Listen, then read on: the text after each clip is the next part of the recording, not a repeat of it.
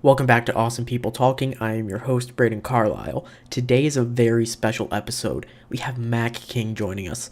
Mac has a residency at Harrah's Hotel and Casino in Las Vegas. If you go on the internet and you say, I'm going to Vegas, other than Penn and Teller, what's a magic show that I need to see? The only answer you'll get is Mac King. The only answer you need is to go see Mac King. He is one of the best comedy magicians there's ever been. Before we start, I'd love to take a quick note and say that I have published a book. It's available on penguinmagic.com. It's titled Agree to Disagree by Braden Carlisle. It features Mac King and 15 other great magicians that offer advice and give their opinions about a divisive opinion that they have about magic. All right, let's get back to the episode. Please welcome Mac King. Thank you, Mac, for joining us on the podcast, and I just want to start by asking the question that every magician gets asked at least 1,000 times. How did you get started in magic? Both my grandfathers, my mom's dad and my dad's dad, knew a couple little magic tricks. I have a very vivid memory of my father's dad, my grandpa, Pax was his name, P-A-X, and I was like 4 or 5 years old. I mean, I was little, but I can still remember his kitchen counter that he had picked me up and set me on. And this is how long ago it was. It was that trick where you break a toothpick or a match in a handkerchief, and it's unharmed. And he always carried a pocket handkerchief, white pocket handkerchief, and he took out his handkerchief and he took, like I said, this is how long ago it was, he took a kitchen match that he used to light his stove. That's how long ago I was 5. And he wrapped that up and put it in my hands, and I broke it, and I felt it break, and I heard it break, and I mean, I can see that kitchen counter, that memory is just very vivid for me, and opening up that handkerchief and that match was unharmed was mind-blowing. And so and then he showed me how to do it. Oh, cool. And yeah, fantastic. And then my mom's dad had like 3 or 4 magic books at his house. He had I forget the name of it, but it was a little magic book by Walter Gibson. He had a magic book by Herman that it was really mysterious to me, because it was like, okay, here's how you trick out your tail. You have pockets in the tails of your coat, you have pockets in each breast, secret pockets, and all these things. I'm like, oh my God, I can't be a magician. It's too complicated. Look at all this crap you got to do to your clothes. So he had that, but the main thing he had was a book. Everybody knows the Amateur Magician's Handbook by Henry Hay, but he also wrote another one called Learn Magic, and my grandfather had that, and man, that was a huge influence on me. I mean, I've read that book, 20 or 30 times over the course of that. But that was, so he had like 3 or 4 little magic books, and he would do, and he knew a couple of tricks. He was by the time I was born, he owned a service station in rural Kentucky, but before that, he was a representative for Standard Oil and then Shell Oil, and drove around Kentucky selling, oil. And so he was a sales guy, and so he used magic a little bit, when he would make sales calls. And cool. so he was interested in magic, and so he would do a trick for me, when I would visit, but he wouldn't explain it to me. He would say, the secret. I learned that in one of those books, but he wouldn't tell me which one. And so I would spend the rest of my visit, pouring through these books trying to find the secret to the trick that he had fooled me with. And so it was great. I mean, I learned a lot of other tricks looking for that specific trick, and it wasn't until I was much older that I realized that it wasn't, his intention wasn't for me to be a magician. His intention was for me to be a reader.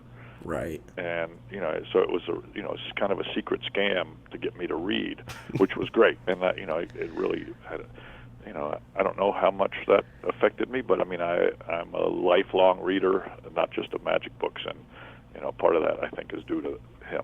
Mm-hmm. So it's really your grandparents that got you into magic and reading. Yeah, magic and reading. Yeah, 2 of my favorite things. Yeah, and correct me if I'm wrong, but don't you You're do? wrong. Okay, Oh, well, no. don't you do book drives at elementary I schools? do, yeah. That's, and again, I think that's partly because of my grandfather Elwood, my mom's dad. Mm-hmm. And we do book drive all of February here in Las Vegas. I partner with a couple of different places. It's different every year, uh, but people, depending on who it's with, like we did Sammy's Wood Fired Pizza. I think that's a national chain, but Mm-hmm. I've worked with them a bunch, and people bring in books, and then they get a free Messy Sunday or whatever, depending on the partner. And Right. so we collect all these books, and then in Nevada Reading Week, which is in March, I go to the Clark County School District picks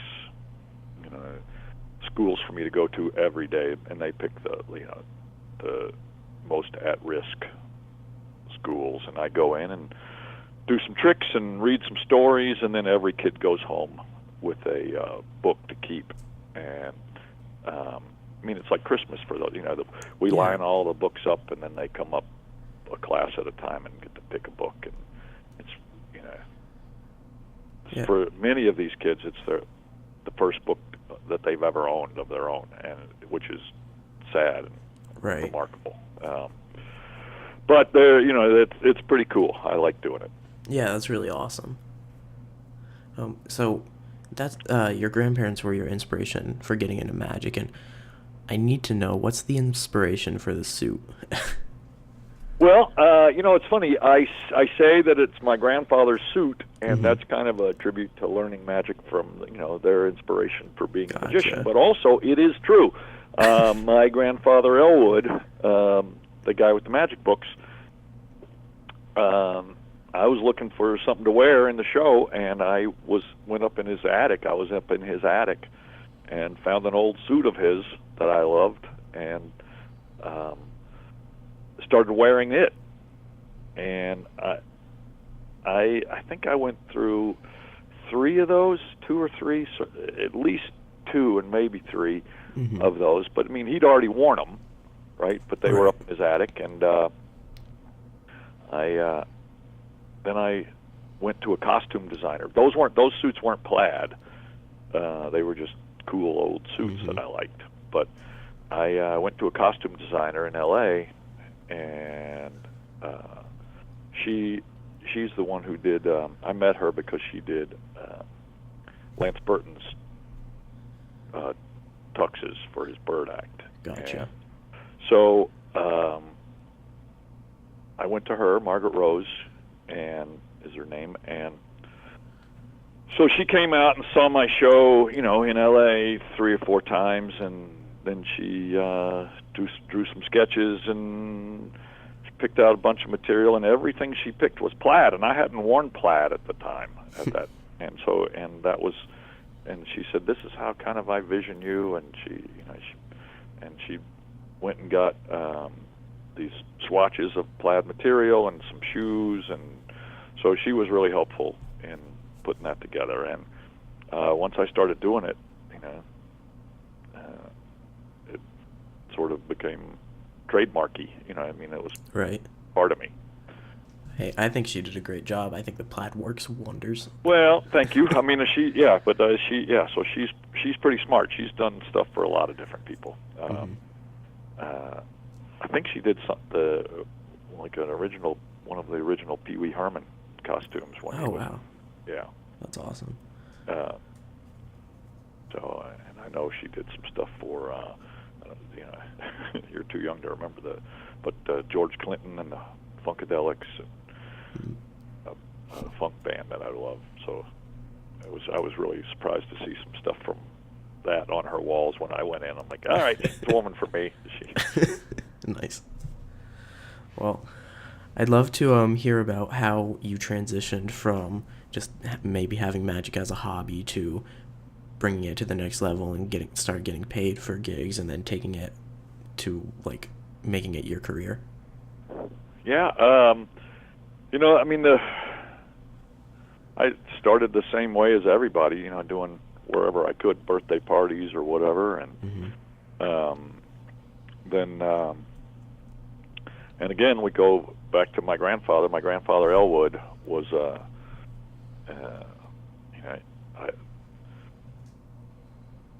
I still have the first check I got for a show, and it was $35. I always say, I make a little joke. I got first birthday party I did was $5 plus cake. First show I got paid with by check was $35, but no cake. And that was for his my grandfather's Kiwanis Club. Oh, cool. And he would have me come in every year and do it. And so that was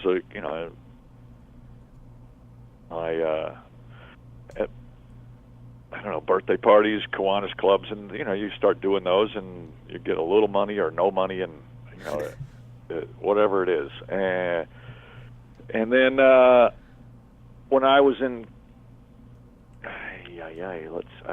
it all runs together, but I think I was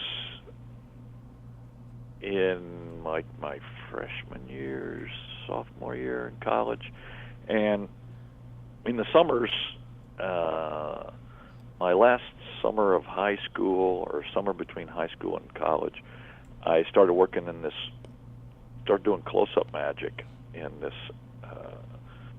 the sort of the nicest restaurant in Louisville, Kentucky, where I grew up, called 610 Magnolia. It still exists, and it's a beautiful, small little restaurant. It's changed ownerships and chefs one time since I'm there, but there's like a TV chef who owns it now, called Edward Lee, but the original guy was a guy named Ed Garber, and so I started doing magic in there, and then he asked me if I knew anybody who was interested in coming in during lunch and doing some prep work, and I said, I'd be interested in learning how to do this, and so I started coming in doing prep stuff for lunch at this really high-end restaurant, and then doing close-ups there at night. And one day at lunch, I'm there, and Ed gets a phone call, and he says, "It's for you." I've gotten a phone call here before, ever. And it was a guy who owned an amusement park, a theme park in Kentucky called Tombstone Junction. Mm-hmm. And he had tracked me down because he had heard I had done some close-up at Max and Irma's in Lexington, Kentucky. And so he had an opening at his place for a magician. He was firing the guy who was there. He wasn't pleased with this guy. And so I had been doing some shows, with Lance Burton, who also grew up in Kentucky, and he and I had been doing some shows together, wherever we could. People's living rooms. I mean, it's amazing. I saw Lance Burton do his dove act in, people's living rooms. Wow. Before he was famous. Yeah, I mean, just wherever. And so we would just do shows wherever we could. And so anyway, this guy, Rick Stevens from Tombstone Junction, calls me at the restaurant and says, I'm looking for a magician. Are you the Mac King magician? Yeah. Then any chance you could come down tomorrow and audition? Hey, can I have tomorrow off? Yes. Yeah, then I'll be there. Can I bring my buddy? I don't care. Bring whoever you want. So Lance and I drive down there the next morning, and we do a show for the patrons there. And he says, "Can you guys start tomorrow?" Yes, we will. So we worked the rest of the summer there, and then we worked, and that was kind of the beginning. So it was almost a whole summer, and then 2 more summers he and I worked there together. And I was in college at the time, so was he. He was at the University of Louisville, and I was in Minnesota, a little liberal arts college called McAllister College. And so we worked there in the summers for 3 summers, and after those 3 summers, I think Lance moved to L.A. I was still in college. He was done, and he moved to L.A. and I stayed in school another year, I guess, and then. But I worked 2 more summers there at Tombstone Junction doing shows, and one of those summers was after I got out of college, and I graduated with a lovely degree in anthropology, so I wasn't really qualified to do anything. But I had that summer, and then luckily for me, comedy clubs started springing up around the country and outside of New York, Chicago, and L.A. Kind of for the first time. They didn't really exist until the early '80s, and outside of New York, L.A., and Chicago, and coincidentally, one of the biggest bookers in the Midwest, one of the guys who started, putting together long chains of one-nighters and weekend rooms and whatever in, places that had traditionally had music, was a fellow named Tom Sobel, and he was based in Louisville, Kentucky, where I was living. And after college, I moved back to Louisville, and so I started getting some work as a middle act in, a bunch of crappy little clubs that Tom booked, and it was a great training ground. So I've been really lucky. I've never had any other job other than, that brief stint as a, cook, chef, backup guy, prep guy at this high-end restaurant. Other than when I was in high school, I worked in a magic shop, but I don't really count that as a job. That was just me reading books and demonstrating magic tricks. Great. So I've been lucky. I've never really had any other. Since I got out of college, I've never had any job but being a magician. That's awesome. Yeah, not that I didn't starve, for many, many years. When I met my wife at a show. She was a volunteer from the audience, and she was in college at that time. I was out, but I met her in '83, and I moved in with her pretty quick. It's the old joke, but it was really true for me. What do you call a magician without a girlfriend? Homeless. Nice. So yeah, I lived with I wouldn't say a series, but a few different women over the course of before I met my wife, because I was struggling to pay the rent and on the road all the time. But in many ways I miss that time. Yeah. But I've been really lucky. Like and I said, I've got never had it. Your question was, how did I make the transition? But there wasn't really much of a transition. I've never really had any other job. I've been really, I'm one of the really lucky ones. Right. So you just basically, you just took everything you could get, right? Everything. Yep. It's like, do you want to do this? Well, is it surrounded, and are the sight lines awful and the sound terrible and the lights bad? I'm in. But it's true. I'm really thankful for all those things. And when I was when I was by myself at Tombstone Junction, just doing the shows, the last 2 years it was just me, and I took out we used to have like a little recorded intro, ladies and gentlemen, welcome to the place was called the Red Garter Saloon, but it was really just a little hamburger shack, snack bar, at the back of the room, and table chairs where people could eat lunch and watch a magic show. And we had a little voiceover intro, when the show would start.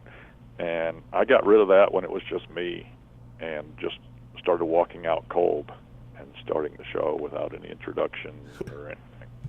And because, I was trying to make it as hard on myself as I could, making it, having as much to overcome as I could, because I was hoping that wouldn't be my final stop in show business, and so I felt like there was more to learn if it was hard. Mm-hmm. The harder it was, the quicker, anyway, that I would learn my little lessons. Mm-hmm. And did you find that to be true? Well, I don't know. I mean, it's hard to say whether that was so, the right choice or not, and whether it made any difference. But it certainly made the show harder at the very beginning. When I would walk out cold, it was way harder than if you have a voiceover introduction. Mm-hmm. But you get used to, that uncomfortableness at the beginning, which I used to really even cultivate more than I do now. I mean, it used to be I would really try to start the show on as low a level as possible. Have people like, oh crap, why are we going to even watch this? This is going to be awful. On the theory that if the expectations were really, really, really, really low at the beginning, if by the end they were really, really happy, that's a nice long journey that you're taking people on, and so I always felt like the longer that trip, from the peak, from the valley of despair to the peak of ecstasy, if you can get them, take them that far, that's really great for the audience. I mean, that's a nice ride to take people on, and so I used to try to start as low as possible. And over the years, I've kind of changed my thought about that. That I'm saying, okay, like if you're going to go on a journey and you start at -5, and you can take them on a 10-point journey, you'll get up to 5. Mm-hmm. If that makes any sense. Mm-hmm. You get up to +5, right? If you're taking them on a 10-point journey, and right. And so, but then I figured out, or I felt like, all right, suppose I can take them on a 10-point journey, and that's all I can take them on is a 10-point journey. Mm-hmm. Well, if I start at 3, then I can take them to 13, and that's better than 5. Right. So I changed my mind about that over the years, but I don't know whether any of those are right or whether they make any difference. But it's certainly fun to think about and fun to experiment with. Mm-hmm. Well, I've seen your current show many times, and I love it. Well, thank you. Yeah. My favorite, I think my favorite has to be the invisibility cloak. Thanks. It's funny that, you talk about developing stuff and stuff that doesn't work.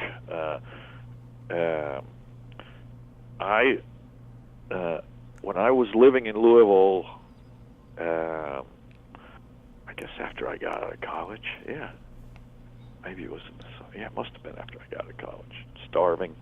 I lived in this big house with a few other people, and one of them was another magician, a fellow named Tom Hamilton. Mm-hmm. And so one afternoon I was sitting in the living room reading, and Tom came tiptoeing in the room wearing this poncho. He just tiptoed around the room and then left. But right before he left the room, he said, "That is right, I am invisible." And then he left. And I'm like, oh my God! I was doing a show that night in some club, a place called the 3030 Club that I don't think exists anymore, but it was in Louisville there. Mm-hmm. And I said, "Hey, I'm going to do that on stage tonight if you don't mind. Can I do that?" Because, yeah, you're retarded. You can't do that. That's stupid. And that was just to make you laugh. And I said, well, I think it'll make everybody laugh. And so I did it that night, put on the poncho, tiptoed around, and said, "That is right, I am invisible." And to silence. No laughs, no nothing. Oh, I would have been dying. Well, I don't know, maybe, but there was no, it just wasn't right. It just, and so I did it the next night too, and maybe one more night, I don't know, but silence. Mm-hmm. And I'm like, well, all right, that was just a private joke with me and Tom, and it's not funny for regular folks. And so I put it aside, and then so probably 15, 10, 12, 15 years later, I don't know, I'm bad about that, but I was talking to my friend Pete Studebaker about the handling of Cards Across, and the light bulb went off in my head saying, oh, Cloak of Invisibility. And I don't think I had called it the Cloak of Invisibility up until then. I mean, I don't know what that I even had a name for it, but that just kind of all fell together. But it was, it was percolating in my head for, more than a decade, and so sometimes it just takes a long time to get somewhere. Yeah, I love that you build it up so much too.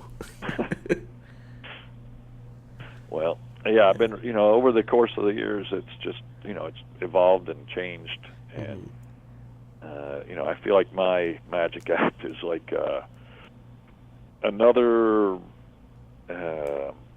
piece of evidence for evolution over creation. I mean, it's certainly evolved more than it has been created. I mean, over the course of the years. Right. And with an act like yours that has evolved so much and each piece seems to reference each other, is there any room to put something in or take something out?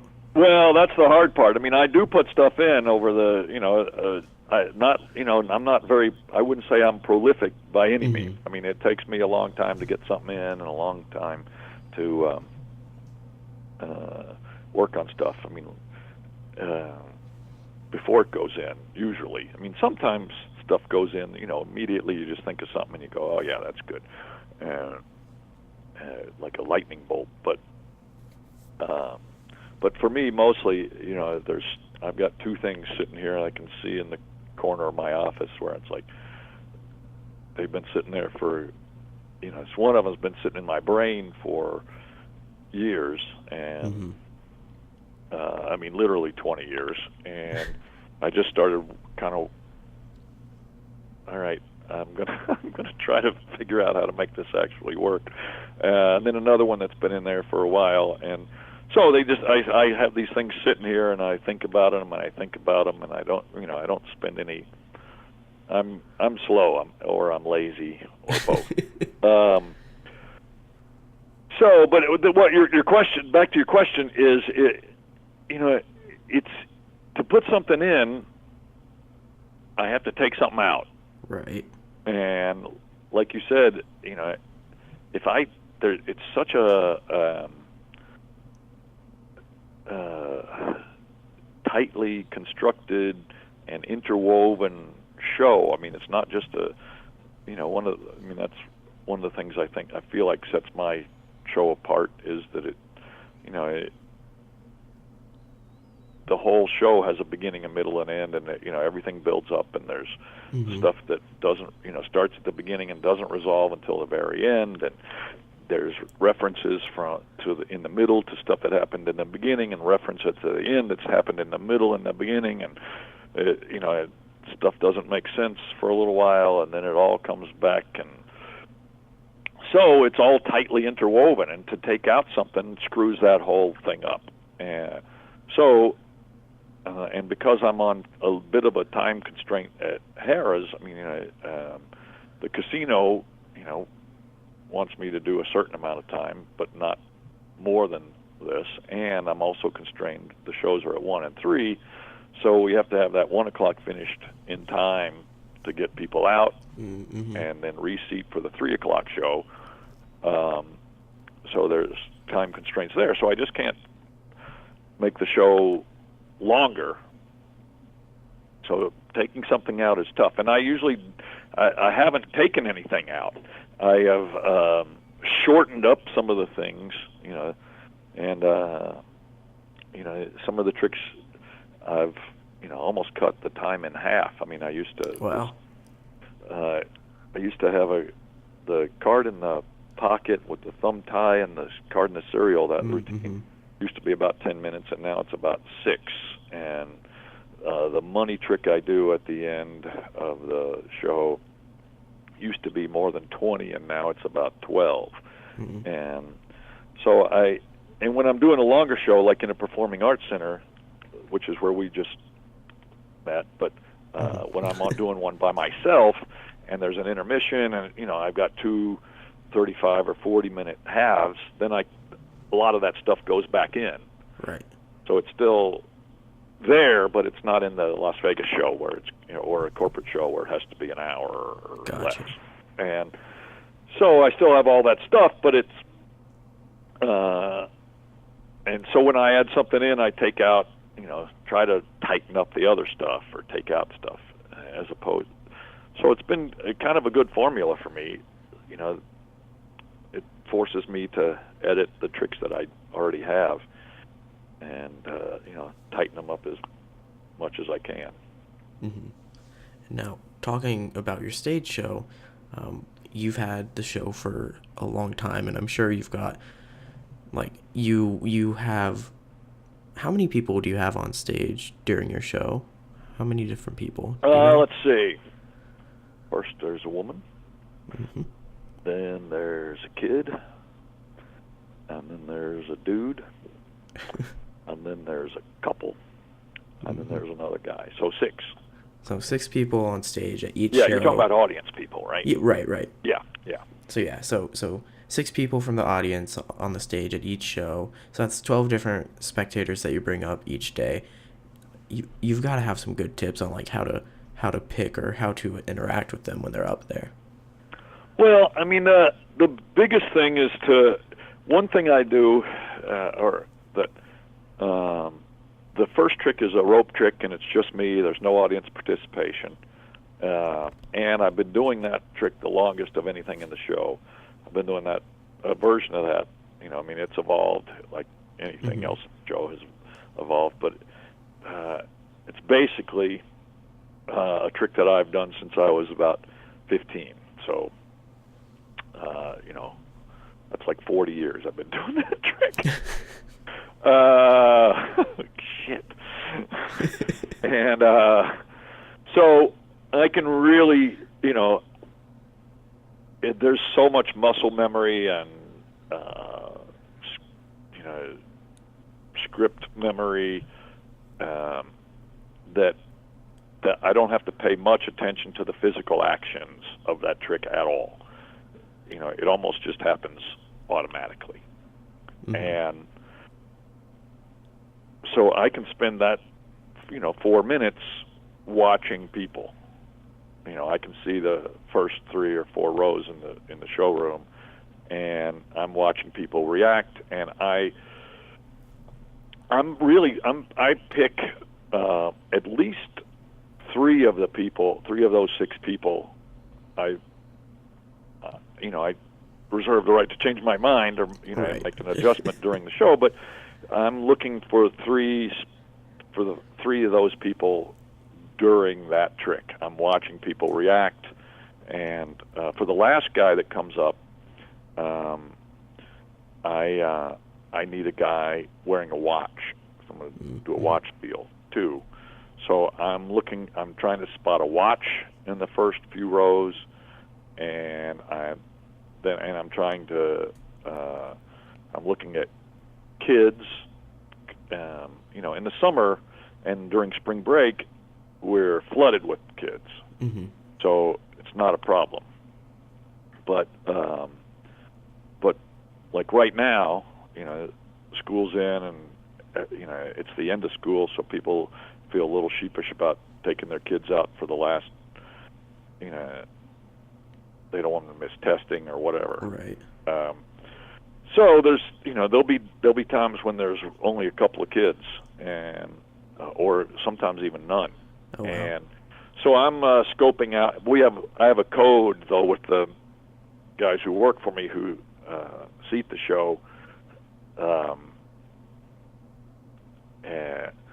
They if there's not a kid, then I give away either a book or a magic set to the kid who comes up. And if there's not a kid, then I have 2 books. One's for older kids and adults, and one's for everybody. And so if there's not a kid in the audience, sitting where the gift for the kid will be is the book for older kids and adults, and that way I kind of know, hey, there's no kid in there in the show today. Gotcha. No kid in the audience, so I don't have to spend my time looking.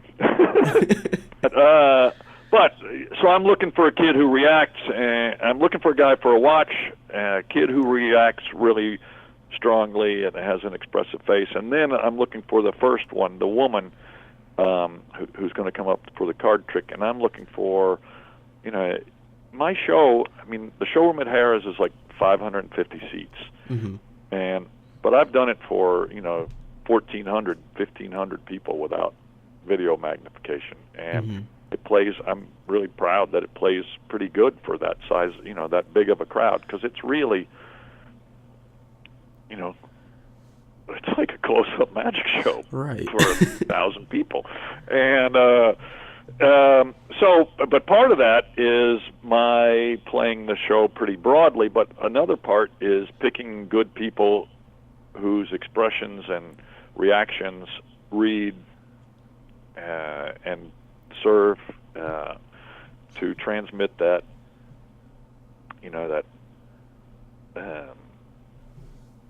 delight, or hopefully, or laughs, or whatever, whatever I'm trying to get across.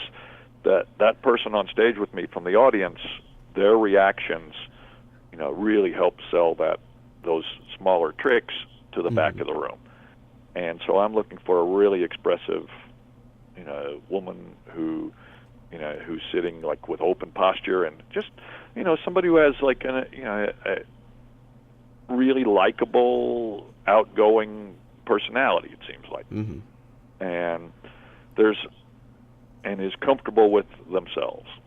And sometimes you pick wrong, but you get a sense after doing it for a long, long time of who's good. And so that's how I pick them. And then one of the things, this is like a weird little Jedi mind trick that I do. I don't know whether it makes any difference at all.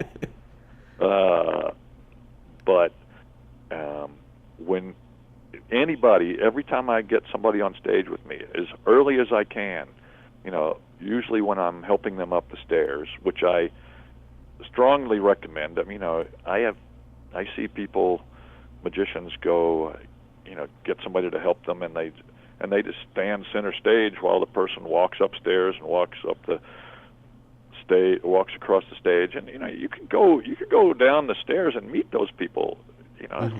That's what courtesy sort of demands, and so I try to treat these people with real courtesy. And but the little Jedi mind trick is, as early as I can, usually when I'm helping them up the stairs or as we're coming back towards center, I want to make real as strong of an eye contact as I can, and I just sort of think to myself, hoping that I'm sending this thought somehow to them, that everything is going to be great and they're going to have a really good time.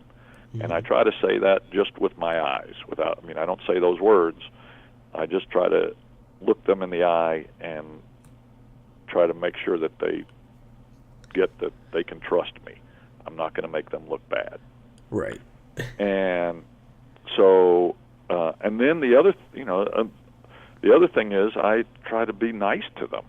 I might make a joke at their expense, or but I'm not mean in any way. And what about when you get the kid up there, though? Well, those kids are delighted when they leave. That's true. You're talking about scaring the child? Yeah. I mean, I don't want to talk too much about that trick. Right. Because it's like a genuine, it's like, as far as I know, I don't know of any other real jump scares in magic shows. Or, somebody wrote that in a review in Las Vegas saying, Mac King's show has the only genuine jump scare in Las Vegas shows. And I'm like, oh yeah, I never really thought about it like that, but yeah, I think that's right. So I don't really, I try not to talk about that too much in interviews, or I don't have any video of that trick out there, or. No, we definitely don't. So have to talk about you that. you could make the case that I'll tell you, the first time I did that trick, I was really, really, really nervous. Not because the trick might go wrong, but because it just might be too good, right, or too scary, and leave that child in a quivering mass of jelly on stage, and that's really not what I'm going for. And I have to say, I mean, it has happened a couple of times where the kid was genuinely scared, and I felt terrible. I mean, the kid would, I've made a couple of kids,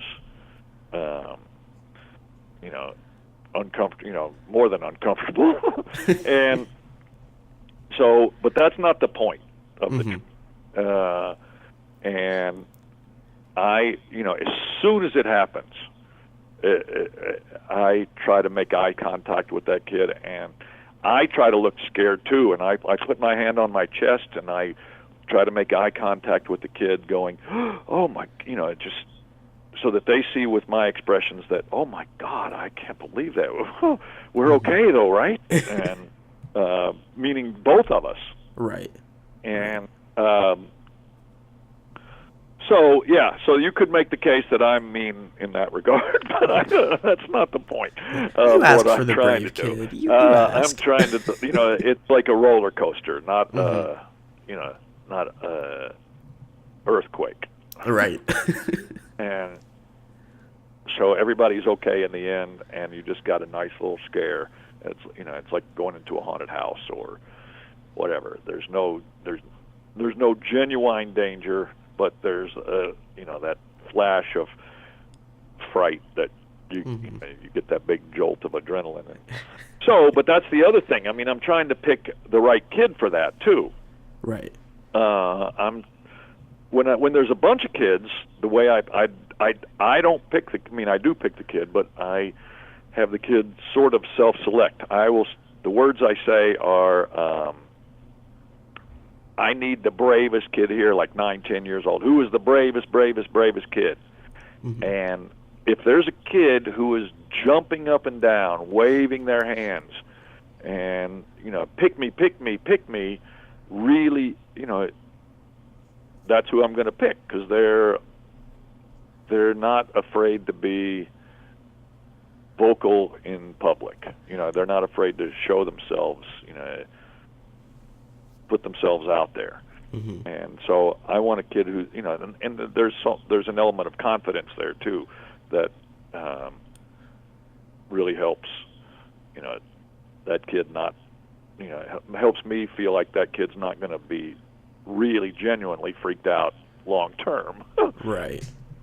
And so yes. Anyway, so back to and the reason also for not being mean, it's just courteous, and that, but also, like you said, I have 6 people that I got to get up, and if I'm really, mean, the first person, the next 5 aren't going to want to participate. And so, also, there's lots of, I try to leave lots of opportunity for the person that's on stage with me to, I've got some destination that I want to get to that no one but me knows, but I don't mind taking some detours along the way to that destination.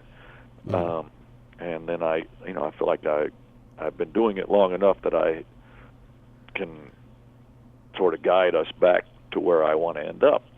But I don't mind going off the script, and I don't mind if they do something hilarious. I'm hoping that they do something hilarious. I tried. There's lots of stuff. There are a number of things during the show where I give them, sort of a psychological or whatever subliminal push to do certain actions that, I want them to do, but they don't know I want them to do, and Mm-hmm. the audience thinks it's an accident, and so Yeah, it I've keeps seen me on my your toes show trying to get multiple that to happen. times. What's that? Oh, I've seen your show multiple times. I think I have the same revelation at the same time as everyone who's seen your show many times has had. Oh, he makes that happen. Yeah, that wasn't an accident. Yeah. Yeah. All right. And so, and there's 3 or 4 things like that, maybe more throughout the show. And Mm-hmm. so none of every so often none of them happen. Sometimes one of them happens, but they're not 100%. And it's so striving to get those things to happen also keeps me on my toes. Mm-hmm. And but the main thing with dealing with people from the audience for me is not treating them like props. I mean, they're humans, and I meet them at the stairs, and I listen when they talk, and I respond genuinely to what they say or what they do. And sometimes you see people who use audience members in their show, and the show's the same no matter who's up there with them. And Right. and I think there's, my goal, I read this somewhere, and I feel like I want to make it apply to my show as much as I can, that I'm really not, this was about something else, not magic, but I'm going to say it in the magic, in terms of magic shows. Mm-hmm. I'm really not in the magic show business. I'm in the experience business. Mm-hmm. And so I want people, when they leave, I want them to feel like that they saw a show that no one else in the world will ever see, and that they were there the day such and such happened, and that's a hard thing to pull off. Mm-hmm. But that's what separates live performing from television. Is you really want people to go, man, I don't have any idea what the hell is going to happen next, and I don't think he does either. And that's a really nice place for the audience to be, and so part of that, a big part of that is listening, not just to the people on stage, but the people in the audience, and responding accordingly, genuinely listening and responding, and it's a dialogue, not just a recital. Mm-hmm.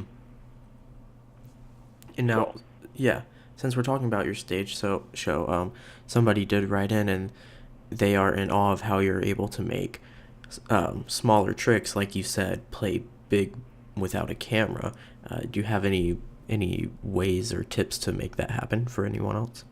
Man, I mean, you play broader. I mean, there was in this book that I was talking about, this Henry Hay book, not the Amateur Magician's Handbook, which I love and I got later in my life, but my first experience with Henry Hay was this Learn Magic book from my grandfather, and there's a drawing in there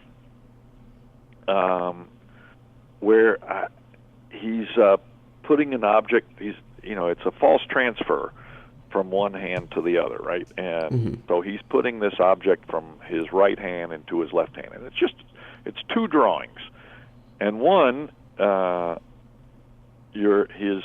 wish there was visual accompaniment to this, but I'm going to try to describe this if I can. I'm sitting here with my phone, and I'm doing this right now. I'm doing it with my hands, and I'm going to try to describe what I'm doing. Okay. I am holding. I don't do billiard balls in my act. I used to, but it's one of my favorite things to play with. And so I have a set of Fakini billiard balls here at my desk that when I'm on the phone or whatever, I'm twirling the ball between my fingers or just screwing around with them because it's one of my favorite things to play with. So I have a billiard ball right now in my right hand. I'm holding it between my thumb and index and middle finger, and my right hand is palm up, and I'm taking that ball into my left hand, and I'm doing it like at right in front of my belly button. And that's kind of how you would do it normally if you're taking a ball into your left hand from your right. You just. But and I'm facing directly forward. But if I turn slightly to the right, or to my left, we'll say, and I hold that ball up, and I hold my left hand even with my face, and I put that ball, and you see it against my palm, and you can see that from the back row, and all my more attention is if I turn sideways, and anyway, there was 2 drawings like that. There was this, this sort of normal way to transfer a object from one hand to the other, and the stagey way, more broad. And it's just, it makes a big difference, the way you position your body and your arms and your elbows. And if you, one of the things he talked about was, Henry Hay, is not having your elbows pinned to your sides. They're out, and your arms are out, and you're just playing. You're up on the balls of your feet a lot. You're moving around. You go back and forth, forward and backwards, left and right. You're just making it as big as you possibly can. And if I did it like that, just me and you sitting here in my office, it would look ridiculous. But on stage it seems necessary. And right. And I also, this is also, there's everybody you watch you can get influences from. Like, you wouldn't think that Ricciardi, for instance, I would have anything in common with Ricciardi. But one of the things, if you see the show a few times, you go, oh, man, he's throwing stuff around a lot. I'll throw a pin up in the air and catch it. I'll throw a Fig Newton up in the air and catch it. I throw stuff across the stage and try to land it in my suitcase, and the chop cup kind of thing with the oatmeal tub that I do. I'm spinning that around in my hands. It's a little flourishy for what you would think, a hillbilly guy from Kentucky, how he would handle stuff. But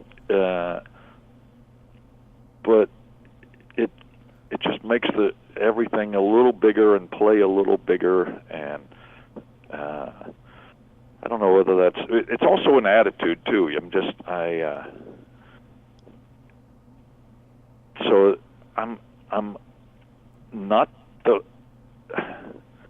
the most confident seeming person on stage, but these physical actions sort of belie that notion, and because that kind of stuff is pretty confident, and so there's something.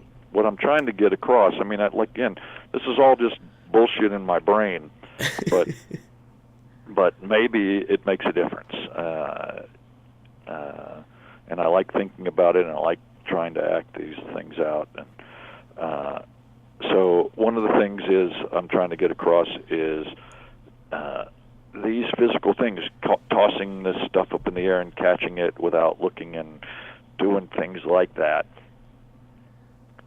Somehow in the back of people's minds, they settle down and they know that they're in good hands, and that I do somehow know what I'm doing, and it's all going to be okay.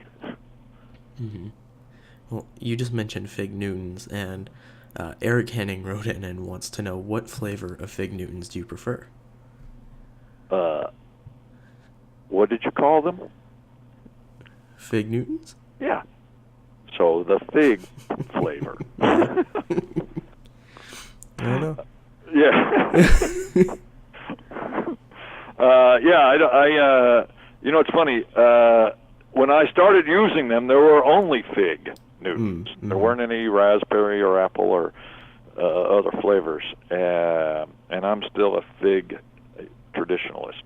And I'm a Fig Newton traditionalist. There are generic Fig bars which I've tried.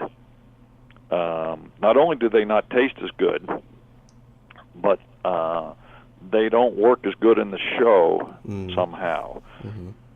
They come apart quicker. Well, it's generic.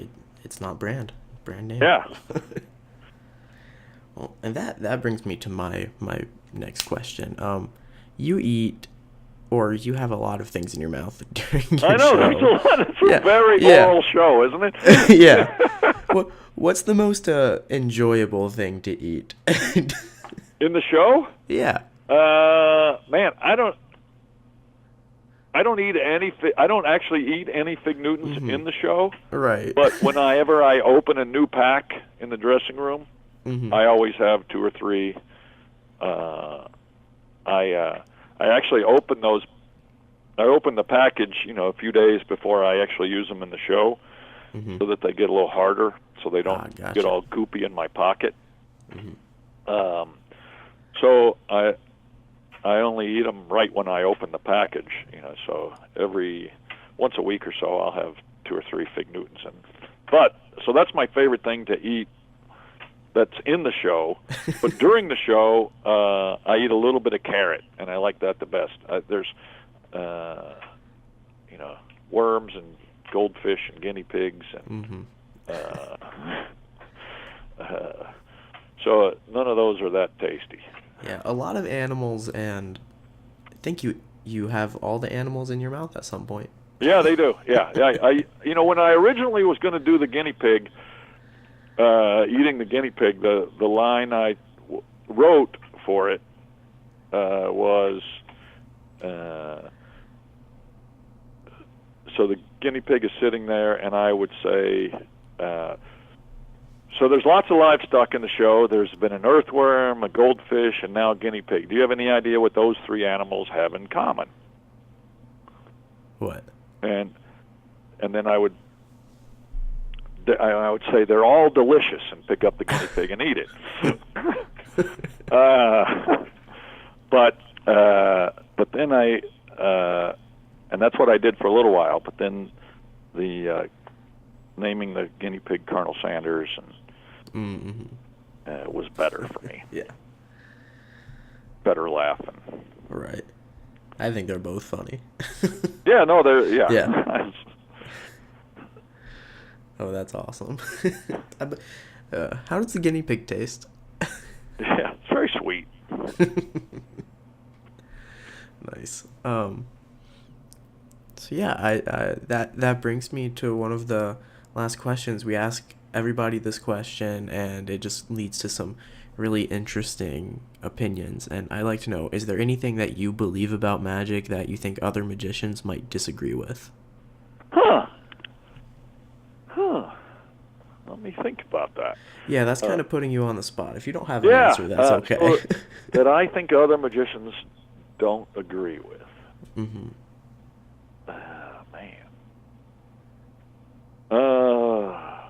I've been really lucky. I mean, I'm thinking.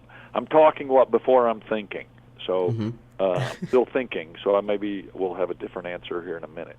But one of I'm really lucky in that I have a lot of really, really smart magician friends.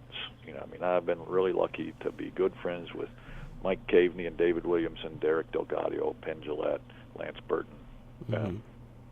So I'm sure somebody will be mad that I left them out of that. John Carney. So I have a lot of really smart friends, and Max Maven. Max has probably had more. Lance too. Those 2 guys, Lance Burton, Max Maven, had more influence on my show than maybe anybody. Billy McComb's in there too, but a lot of those, everybody's in there.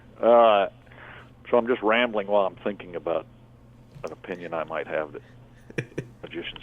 Anyway, my point was that because I have such smart friends, it'd be stupid to disagree with them. Right.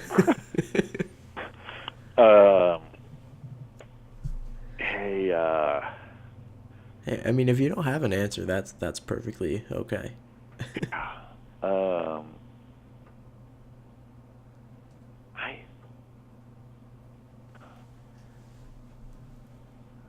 I've I got another question actually. Okay, I yeah, think forgot to ask ask me it. Yeah. another question, and Mhm. maybe we'll come back to Mhm. that, or maybe not. Right Yeah. now, I just can't think of anything that I believe that, I mean, Penn says to me, when we're talking about our acts or our philosophies, and he said, all you do, people don't understand this. All you're doing is doing everything exactly right, the way everyone tells you how to do it. If you read a magic book about constructing a show or a character or a trick or performance, all you're doing is everything that they tell you to do. You haven't thought of anything smart. You're just doing everything that people tell you to do, but no one ever does that. Right. So, there's that. So, what was your other question? Oh, I just remembered you mentioned Penn, so it's a perfect segue. So thank you. You went on Penn and Teller Fool Us, and didn't you fool them with your rope trick, or they gave Well, you the I trophy and haven't done I everything? didn't do the rope trick on Oh, I that thought you show. did. No, they said that you would Yeah, have no, fooled them with the yeah, rope. yeah, That's right. yeah. They said that. They've. I don't think the trick fools them anymore because Mhm. they come to the show. Teller and Penn both. Come pretty regularly. Mhm. Certainly every time there's something new or whatever, or if they have people that they want to bring. Right. So they've been to the show multiple times. So Mhm. I would be surprised if now that rope trick fooled them. But it's not surprising to me that the first few times it did. Right. Yeah. So yeah, they say that, but I think they're just being kind Mhm. at this point. At one point it was true, but I don't think it's true anymore. Yeah. Well, I think they've been kind to some other people when they say we know how it's done, but we didn't see it. Yeah. So, yeah. I was just gonna ask, was that just kind of like fun for you going on the show? Like it was Yeah, just, it's really fun. I mean, they're Mhm. just really, the last time I was on, uh, I got like the greatest quote ever. Penn said, I'm paraphrasing, but I mean, this is pretty close because I mean, I see it all the time because now it's on posters and billboards and shit. Mhm. But something like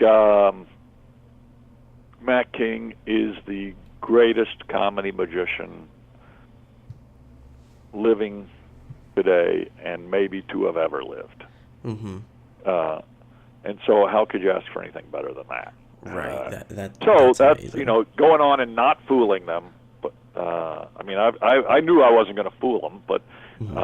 I was hoping for good video and for people to see some tricks that I like. I mean, that's the thing about that show that people, lay people don't understand. I think that Right. it doesn't matter if you fool them. What you're, they don't care either. It's just Yeah, they that's built just the something. show to showcase.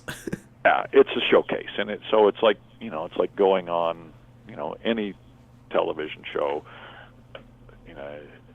If you don't look at it as a prize, you just look at it as a way for people to see you. It's really valuable. I mean, I have. It's funny. I have more people after the show. I mean, it's been a year and something, 2 years since I was on.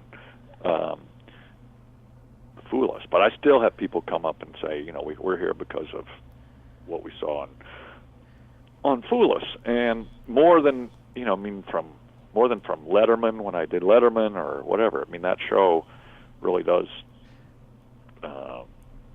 what has been a really nice showcase for me. Right. I think it's insanely popular with like lay people, and I mean, I know you already have the residency at Harrah's, but I think that show has launched a good number of careers. Yeah, I mean, it's launched a good number of careers, and it's just, like I said, it's sold a number of tickets for me. So, Right. Right. Yeah, it's great. Mm-hmm. I'd like to ask you if you have any just last piece of advice for anybody that like it might be listening and just wants to be a magician and just Just want some advice from Well, your favorite magician. there's really only two things, and either you, people. There's really only two things. Do as many shows as you can. Don't ever worry about money. Do as many shows as you can. Do as many shows as you can. Do as many shows as you can. And this is not just show business, but in all of life. But particularly in show business, doing a magic show, be a good listener. Those are my only two advice. Do shows, be a good listener. Well, I think that's great advice, and thank you so much for coming on the podcast, Mac. Hey, no, thanks for having me. And I will see you soon, I hope.